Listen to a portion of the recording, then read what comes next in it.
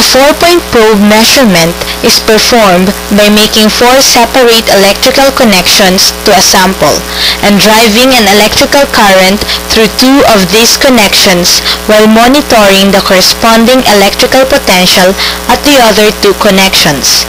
The 4 electrodes are typically aligned in a row, and a current I is driven through the outer electrodes, while the 4-point voltage V is measured across the inner electrodes using an electrometer.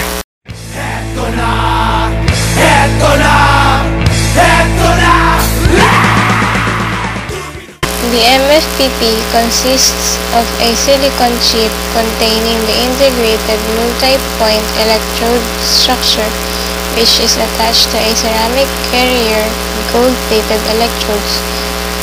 The electrodes on the ceramic carrier form an edge connector.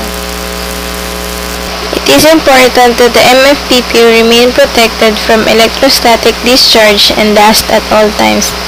The MFPP devices are normally packaged in quantities of 5 in electrostatic discharge safe foam boxes.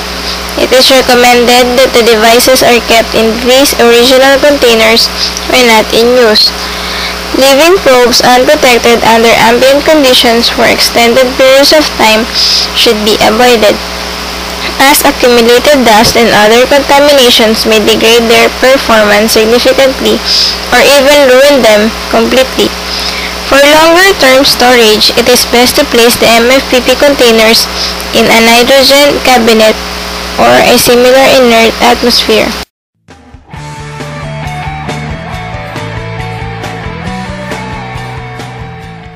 The MFPP is similar to the flexible needle probes used for atomic force microscopy or AFM. In AFM, a sample surface is imaged by mapping the forces between a sharp tip and the surface. The AFM probes consist of a small substrate supporting a cantilever structure with a sharp protrusion at the end. Such an AFM cantilever design is shown in this figure. The most noticeable difference between the MFPP and the AFM designs is the shape of the cantilever tips.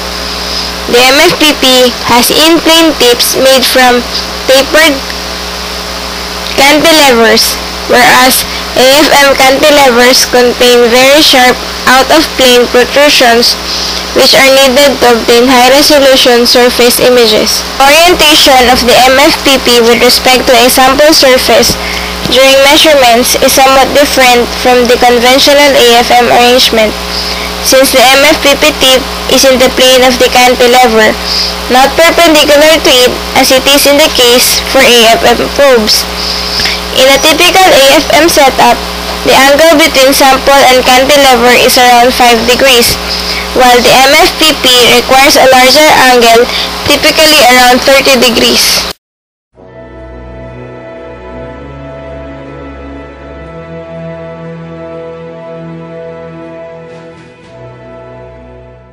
Here is an example of a standard 4-point probe data. It shows a graph of pitch in micrometers versus resistance in ohms. It also shows the standard deviation, which is equal to 0.95%.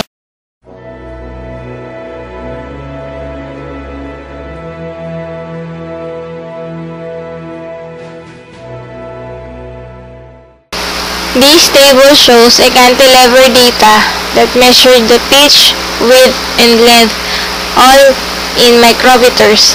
The cantilever thickness used was 1 micrometer. The spring constant is approximately 5 newtons per meter, and the typical cantilever contact area in diameter on metal surfaces is 10 nanometers to 100 nanometers.